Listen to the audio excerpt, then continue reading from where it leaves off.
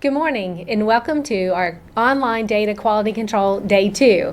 It's September 19th and I'm Jennifer Staffner. I'm the Director in the Division of Assessment and Accountability Support. And with me today I have Helen Jones, and I'm the Program Manager in the Division of Assessment, Accountability, and Support. Thank you guys for joining us.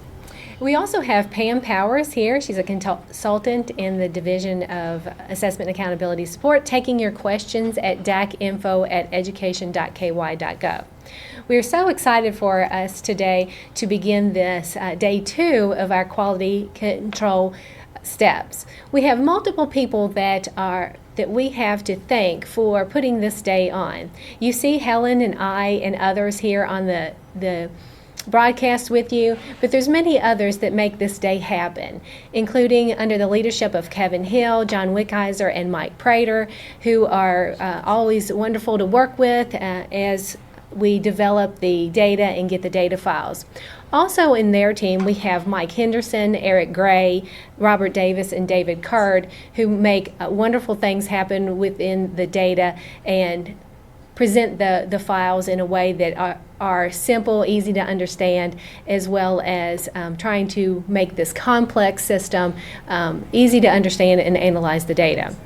We also have special thanks to Nathan Rome, Jill Darbyshire, and Chris Williams for their work on the SDRR, as well as the data discrepancy sheets and the checklist that you will be utilizing today.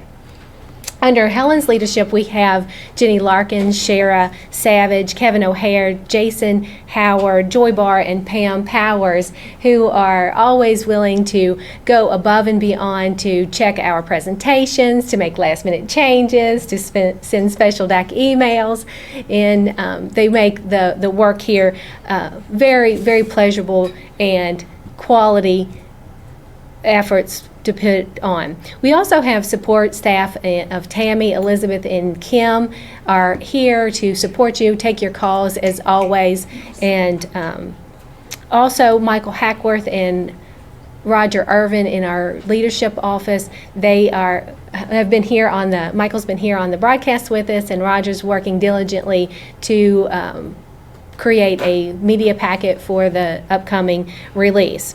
We also have our own Associate Commissioner, Rhonda Sims, who provides wonderful leadership, and we appreciate all of them that make this happen, because we're on screen with you, but there's a lot of work that is done behind the scenes, and we thank all of our staff who are so wonderful to work with and make a great team. We also appreciate you being here for this Quality Control Day 2. We have a lot to get to. The purpose of today is on the first thing on the agenda, as well as looking at preliminary data cautions and embargo status. We have cut scores that we're going to share with you for both the indicators and the stars, some information about the federal classifications, reporting next steps, and then the Quality Control Day materials and procedures. And along the way, we'll stop for any questions that you may have. So let's talk about the activities for our Quality Control Day 2. So the purpose of today is, again, to ensure accurate reporting toward our public reporting. We want to identify any statewide systemic issues that could potentially impact multiple schools. So as DACs, you are going to look at your data from your schools and districts for those big systemic issues. Last time on our Quality Control Day 1, we did find an issue with our alternate assessment cut scores in our growth calculation. So that was a systemic issue that was found on Quality Control Day 1 and has impact to not only the school and the district of the DAC that found it, but also multiple other districts. So you're going to see that update today. Today's purpose, again, is to review the data and conduct one final review of data to ensure that quality for our schools and districts, because we know it's so important as we go out with the star ratings for the first time.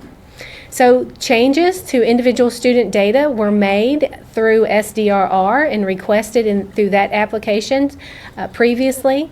And we also had changes that allow district to take one additional look at our student data and make changes on day 1, as well as find the systematic issues. So today, on day 2, schools and districts will receive the preliminary star ratings, indicator labels from very high to very low, overall accountability scores, and those federal classifications of ATSI and CSI.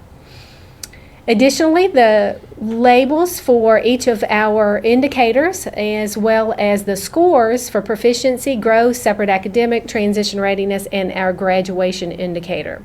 Now, our student listings will include both the Lexile and quantile measures. I believe that's a new piece of information that you will receive today. The graduation cohort data, transition readiness data, as well as performance levels of NAPD by both assessed by grade, accountable, and accountable by grade.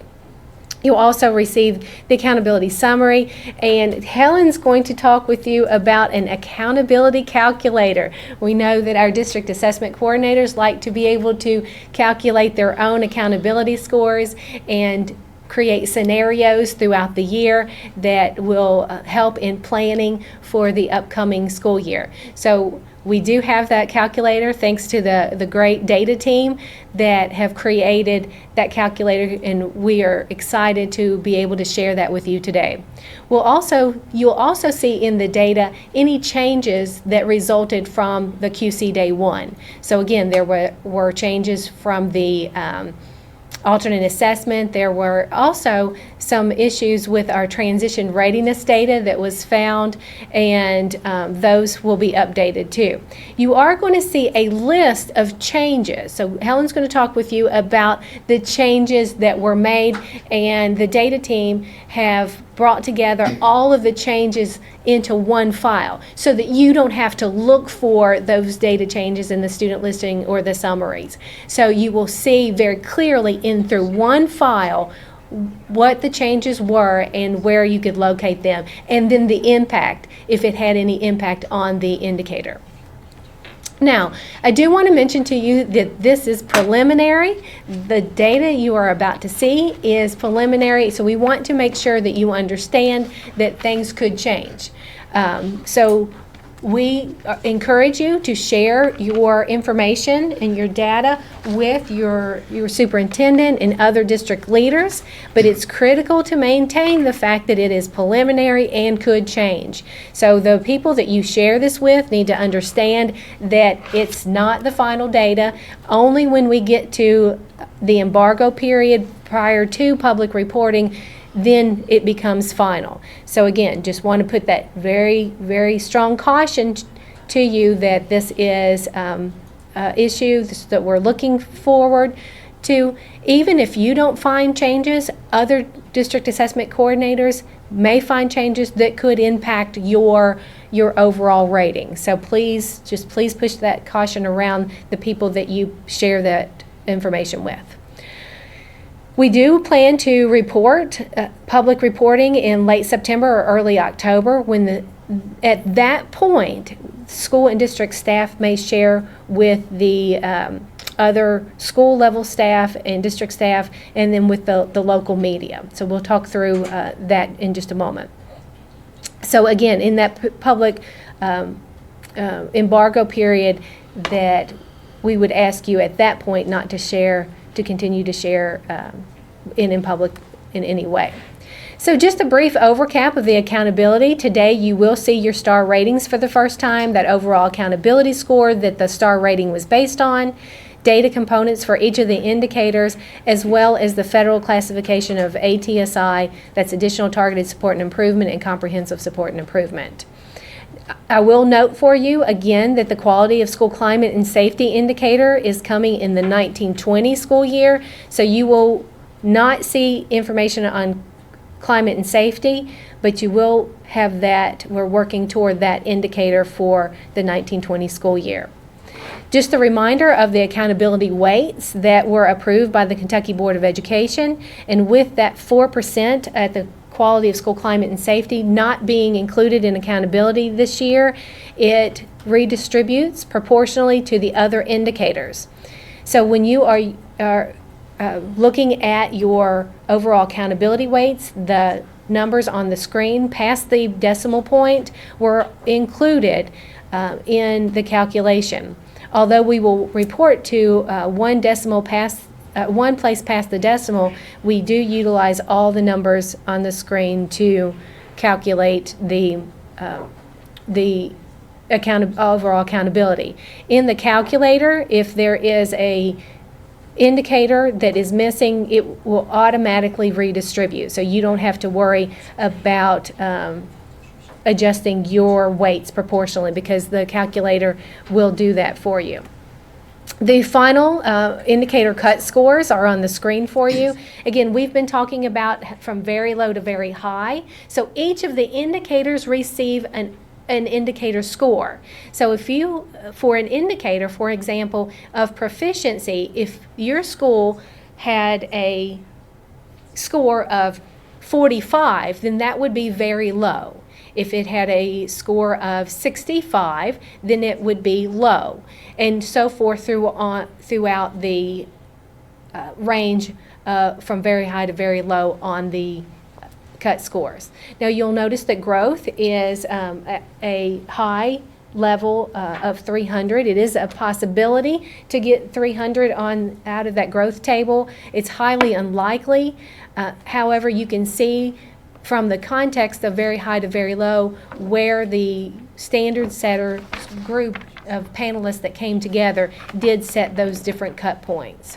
So you'll notice that the performance, you may recall that the standard setting panelists, we went through an in-depth explanation over at pre-QC Day 1. On that Tuesday, September 10th, we went through a really in-depth discussion about how these cut scores were set. So the panelists looked at data, looked at frequency data, we looked at percentiles and how schools perform and how students performed within those. So you can see and get an idea of where the performance is. Rhonda uses an example that helps with putting these into context. Because when you think of a score of 77, if you look at the high school, if that in proficiency, a score of 77 is very high. However, if you think about 77 in a graduation rate, that's quite low. So these labels of very high, high, medium, low, and very low help put those index scores for the indicators into context. That gives meaning to these scores that you are receiving in each of these indicators. For the overall cut scores, for the stars, you'll see on the screen what the overall score would rate if it were the school were to earn a 1-star, 2-star, 3-star, 4-star, and 5-star. Now you may notice that the ranges on the 5-star go up to 188.8 in elementary, middle, and 123.5. That's due to our calculation and the formulas being used. So we did want to be really transparent in sharing with you the top level of the scale. So you may get some questions about that, but we did want to be very clear what that very top range is on the 5-star rating. So you could see, once you receive your overall score, where you fall into each of those levels. So for example, at an elementary school, if you had a 77, you would know that that was at the very top range of a 4 or a 78. Whereas if you received a 71 for a 4-star rating, you would be at that low edge. So you can see along those ranges where your schools fall, as far as if they're low in that range for the star or higher in that range for a star rating. So let's give some examples here. So because it's a formula, it's going to be, schools are going to earn the star ratings in different ways. So there's not going to be really one way to get a 4-star rating or a 5-star rating, but there's different ways, because the formulas and the weights that the Kentucky Board of Education set is it's just a formula, and depending on where your school falls, you could get differences in the profiles of performance across the schools that would get the school to those different cuts. in those areas. So let's take a couple of examples for our high school. To receive a 5-star rating, School 1, and these are actual high school performances. So to get to a 5 stars, both of these schools have a 5-star level rating. However, their performance is quite different.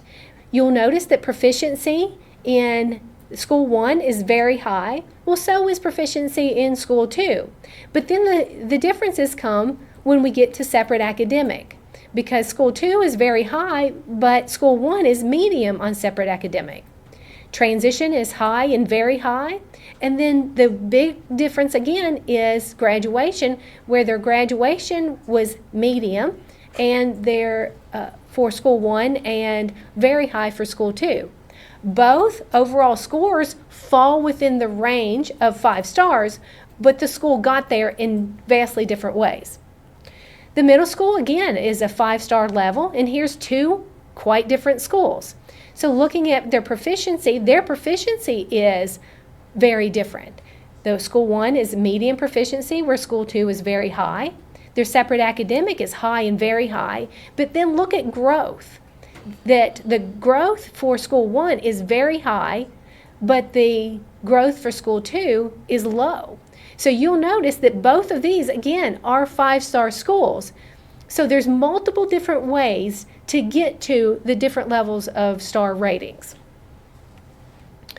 An elementary example of proficiency in School 1 is very low, is low, but in School 2 is very high. Separate academic is medium for School 1, but high for School 2, and then growth is high and very low for School 2. So these profiles of performance led to an overall score that would result in a 3-star level. So again, there's multiple different ways to be rated at those 5 stars. So when you get to digging into your data, it tells more of a story of the performance in that school system of the different indicators. Let's talk now about the federal classifications. We have 2 federal classifications that for 1920. As you all watched Commissioner Lewis or the recording yesterday, you will recall that for fall 2019, KDE will not identify any schools for TSI, that's Targeted Support and Improvement. Those schools that were previously rated as Tier 1 consistently underperforming subgroups. So we will not identify any schools this year for reporting in 1920 for TSIs. So we do anticipate identifying the first round of TSI schools in the fall of 2020. Schools that were identified last fall, and you may recall we had 418 schools that were TSI last year. Those schools that did not exit, that were previously identified as TSI, will and fail to meet the criteria, will remain identified not as TSI, but a TSI. So this is a technical change in the wording for the status. So the schools that were TSI that didn't meet the improvement exit criteria will be identified as a TSI beginning this year. KDE will not identify any new schools for ATSI in the fall of 2019. However, KDE anticipates identifying the second round of ATSI in the fall of 2021. For the identification of CSI schools, schools were identified in the fall of 2018 for CSI, and those that fail to meet the criteria will remain as CSI status. So in addition, KDE is required annually to identify those schools for CSI, and again, those are the lowest performing 5% of schools based on level of the school's performance and the state accountability assessment system, any high schools with a 4-year cohort graduation rate that is less than 80%, and then schools that identified for ATSI in improvement that fails to exit that status. So the earliest any of the ATSI schools could be identified for CSI is during the 2021-2022 school year.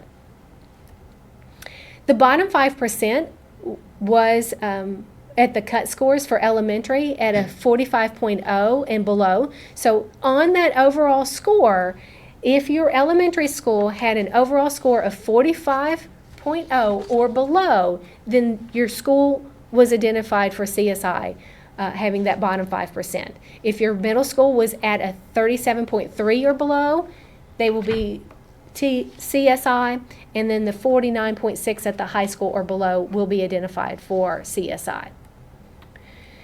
So that's a lot of information, Pam. Do we have a few questions at this point?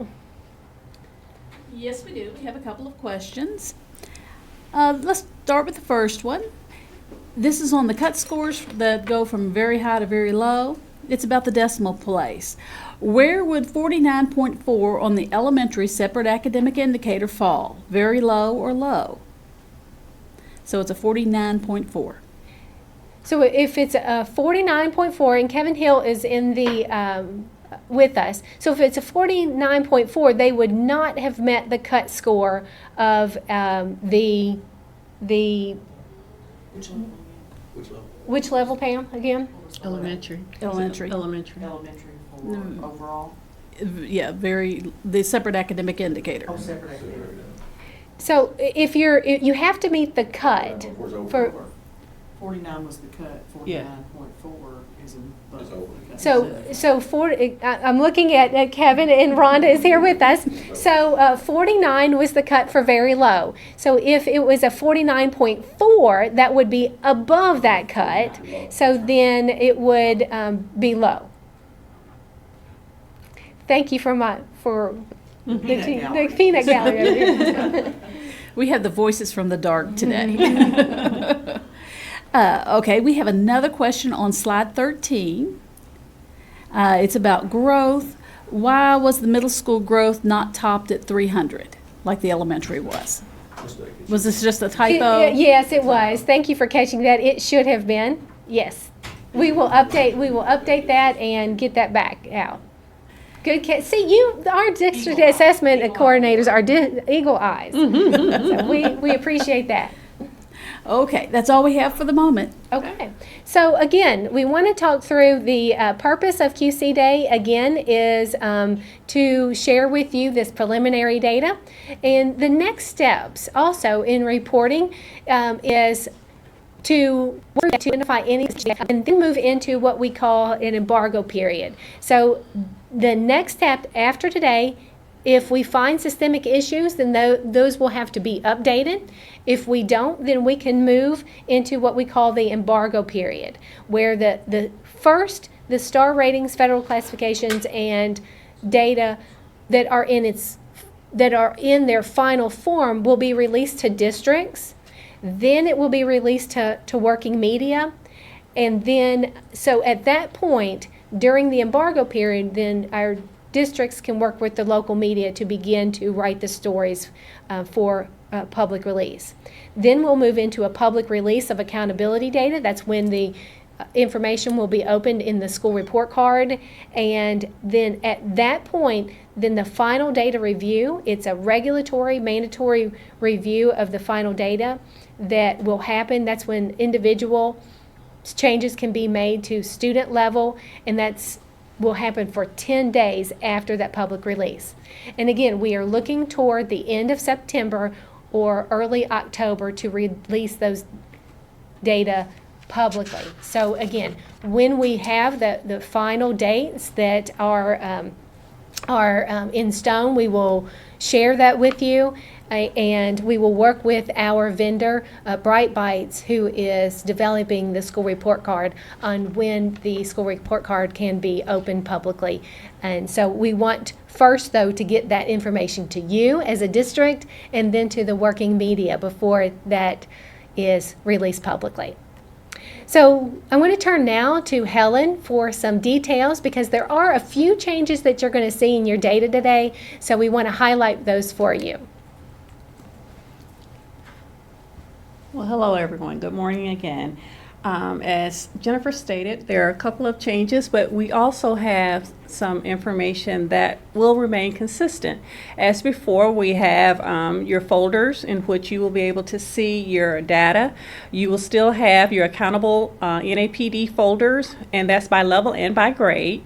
You will have the assessed NAPD by level and by grade. You will have the cohort folder, student listing, your summary folder, your transition readiness for the student listing, and then the new calculator folder is also here as well. Now this is only just at the district only levels, as well as the information and the changes that may have taken place from QC Day 1. This is also going to be just at the district level. So we're going to look at those and see what those look like. The data quality procedures. Just like QC Day 1, you to have access to your district preliminary and secure data, you're going to first of all go into the data files. This is on the KDE secure website. You're going to have access to the summary and all of your spreadsheet through this website. So the KDE website application to check the numbers behind the report. Follow the data in the QC, follow the steps in your QC checklist to review your data. So let's get into this. Before, you also had your summary spreadsheet. This is the spreadsheet that we are going to ask that when you get your data, have access to your data, that you go here first. This worksheet, as before, it has a profile tab, but there's a new tab. This is your ATSI tab. This tab will quickly identify your schools that were identified for ATSI. You will have proficiency, separate academic, growth, transition readiness, the reason for the federal classification. And as before, you will have all your proficiency indicators. If you met the minimum in count to in number of students to be identified, all of that information will be identified here. So I said ATSI, that's a new tab. So if your school, if you have schools that were identified for ATSI, the ones that did not meet the exit criteria, this tab will be here. So you will have a tab on the summary spreadsheet to identify this. You will also still have your proficiency tab as well, separate academic tab as well, growth, and one note that I want to talk about here, and this is going to be for each of your indicators. If growth, for instance, was the reason why you are identified as ATSI, it will be reflected on this tab as well. Again, this is a quick summary of all of your indicators folders. So this is a quick look for the districts to be able to identify whether or not what's going on in your school, your 4-star, 5-star rating, your federal classification.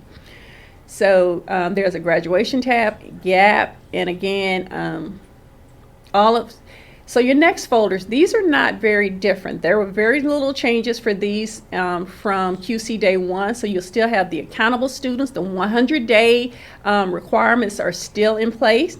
This spreadsheet includes aggregate data for your novice, apprentice, and proficient and distinguished performance percentages of 100-day students. These are reported by demographic groups and for the districts and all schools, all content areas, and all assessed grade levels.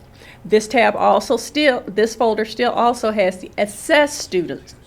This spreadsheet includes aggregate data for NAPD performance percentages of all tested students reported by demographic groups for the districts and all schools, all content areas, and all assessed grade levels.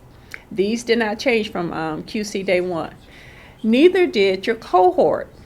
Your cohort rates are still the same, so you will have this folder as well, and you'll have cohorts for grades for 4-year graduation and 5-year. You will have the cohort rates and the cohort student listing.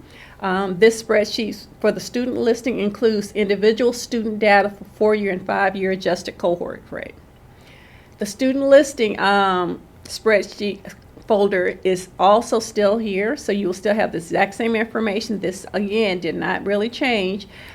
This folder contains 2 worksheets. It's content assessments and assess for EL students.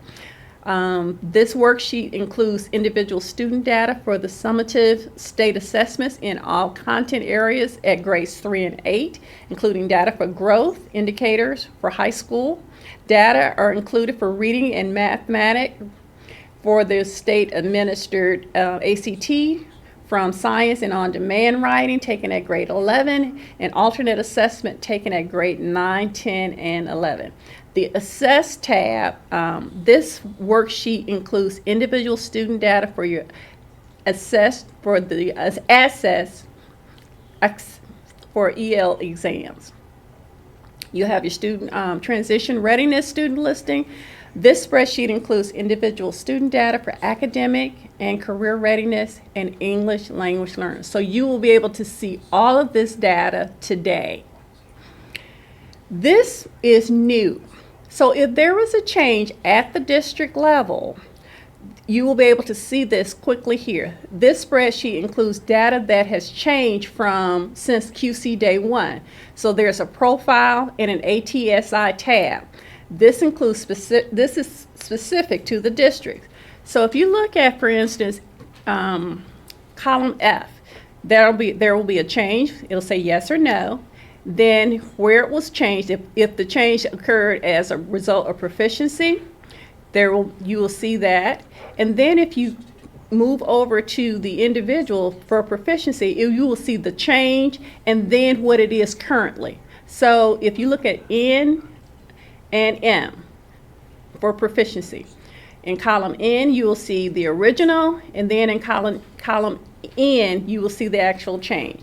And now if this resulted as you being identified as ATSI, this will be reflected in this particular this tab. And then here's the calculator that everyone has been waiting for. This particular calculator, this is a what if. This is an opportunity for the districts to begin the conversations about what can we do and what do we need to do to actually make improvement. This is all about continuous improvement. So you'll have this in the calculator spreadsheet, there's an information tab. There are tables that will include the weights and the growth tables. Then in the final tab, that's where you can actually put the data in. And for each district, you'll be able to have the opportunity to put the data in for your elementary, middle, and high schools to actually see what you need to do next. Okay. Finally, QC Day checklist and data discrepancy report. To begin this process, as before, you will have to complete the QC Day checklist online at the link provided here. You will then submit, once you're done, you go through the steps for the QC Day, and when you're finally done, then you will complete and submit the QC Day checklist. This will indicate to KDE that you have finished your review of the data. If you find discrepancy along the way, we still encourage you to actually make sure you complete those discrepancies. Again, we want to ensure that our data is as clean as possible going forward. This will address any systemic issues in the data. We're still just looking for those systematic issues. This is not the time to start making those individual student changes. So if you find anything in the data that causes you concern, please complete the discrepancy work report day 2 report at the link provided. The passwords for both are still capital, all capital, QC Day, no spaces. To communicate with our staff here, we want you to be able to contact us if you have questions or concerns about the data. The key district communication during QC Day is completing and submitting the data discrepancy report. Again, the focus is on to view the data for systemic issues. Keep in mind, staff will be researching information submitted on the forms in the order in which the forms are received. This will take some time, so be patient with us. It will take time, possibly a few days to complete this process, but you will receive feedback from KDE assessment at education.ky.gov. And here are your contacts for QC Day. If your districts are the following, you're going to call 502-564-2106. And for your staff contacts for Adair through Bowling Green, it's going to be Eric Gray, Boyd through Christian, Mike Henderson, Clark through Eminence Independent, Robert Davis, Erlanger, Ellesmere through Grayson is going to be David Curd. Green through Jessamine County is going to be Pam Powers. If your districts fall into this category, you're going to call 502-564-4394. If your districts are from Johnson to Lyon, is going to be Jason Howard. Madison through Montgomery, Chris Williams. Morgan through Pike, Joy Barr. Pikeville through Southgate, Independent. Jenny Larkins, Spencer through Woodford, Sheriff Savage. Do we have any additional questions? They have been busy typing. We have several questions that have popped in. So let's start with ATSI. Okay. What exactly are the exit criteria for ATSI? The exit cut points released last year don't work anymore because of how growth changed. So for the exit criteria of TSI, so what we did is we had schools that were identified previously as TSI.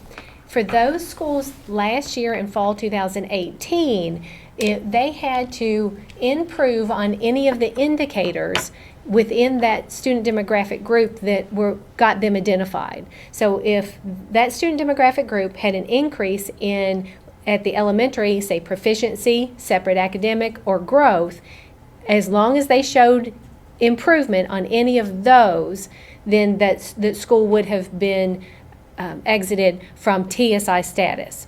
For those schools that did not have any improvement in that student demographic group for any of those indicators that got them identified for TSI, then those are the schools that will be identified as ATSI.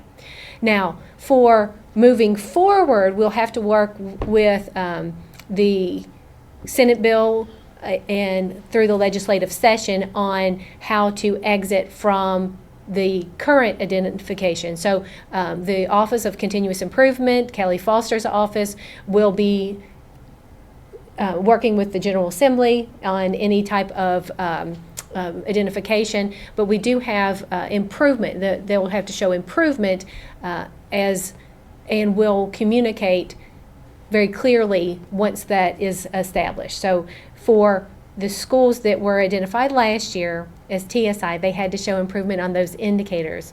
If they didn't, they would be identified as ATSI. Then we'll move forward with more communication and training around how to exit then ATSI as we move along.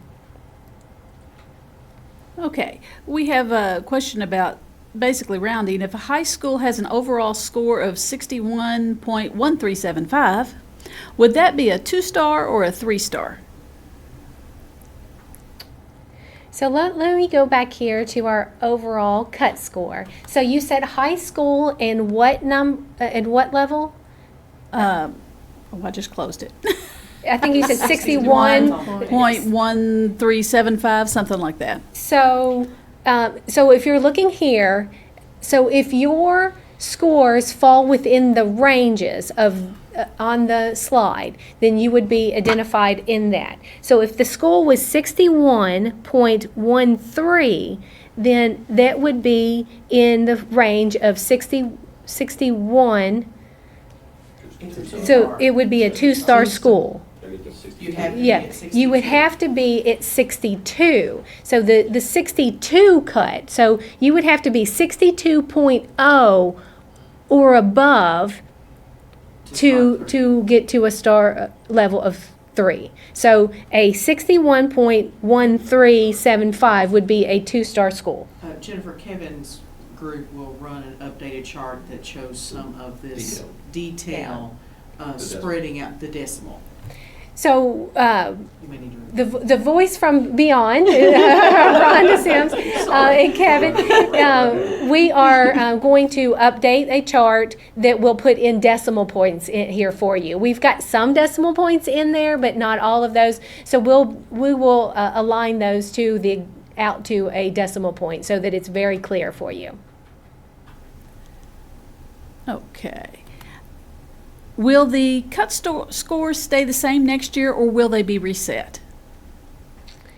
So at this point, we are hoping to be able to hold these and hold these for a while, and but we do have some changes within the upcoming assessment system. We have a new test in reading and math. And at the high school level, we also have new assessments that will be utilized in our other content areas. So we'll have to go back and do a standard, at least a standards validation, look at the cut scores and see if they continue to align with the methodology that was used during the standard setting. So we anticipate that they will stay the same. But you know, in our world, things do change. So, but we will verify with that. We've had several people asking the same thing about CSI. Does progress have to be shown in each area, each component area, to exit CSI in addition to being out of the bottom 5%? So yes, to exit CSI, you would have to show improvement on those indicators that you were identified for. So yes, you would have to improve on those if you were identified previously. As you recall, that we have to annually identify. So that's the annual identification is in addition to those schools that did not exit CSI. And here's a good one. What is the definition of significant growth? Significant growth? Well, growth is based on the performance of our students in our reading and math. Now, we have a growth value table that is assigned points. So last year in October and November, we brought together a group of education stakeholders that had made recommendations, and we accepted those recommendations on how to calculate growth. Moving from very low to from novice low to novice high is a tremendous effort. Moving from novice low to proficient is a great effort. So it takes a lot to move students within the school, and it's a lot of work both on the student, the teacher, as well as the parent. But as far as significant growth, I don't know that we have that in the system, and we don't have definitions for significant growth. And do we have any time frame on when we might be giving the data to the media? We do. We have somewhat of a time frame, and that is at the end of September to the early November. So we're working toward possibly next week or the following week. So next week is the end of September. We're looking toward possibly being able to share the information with districts first, then to media, and then to the public. So again, we're working very diligently with our partners in Bright Bites, that independent vendor that is going to display the accountability system in the school report card. We are anticipating that happening at the very last of September or the early first week of October.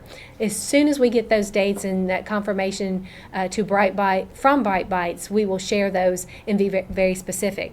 But first, we've got to get to the activities of today to make sure that we don't have to get have any systemic issues. So at this point, do you have any further questions? We have another one. Okay, great. Will we have another webcast this afternoon, or how will you announce any systemic issues that were found? That's a great question, and one way that we can end on. We will not have an update at 1 o'clock or 1:30 the way that we did previously. We are anticipating that we will have a very good QC day, and we are going to provide an email at the end of the day at 4 o'clock for you to share any systemic issues that are found. So again, today is about finding those systemic issues in our data, and please complete the quality control checklist as well as any discrepancy sheets that you will find. We will get back with you on those. It may not be today that we can resolve the issues, but it may be tomorrow or the next day. But we do want you to work very diligently to help us find any errors in the data, because it is important that we have very clean data for us for public release. So again, we thank you. We encourage you to complete the checklist as well as any discrepancy forms, and look for that email this afternoon around 4 o'clock. Thank you, and we appreciate your efforts for today.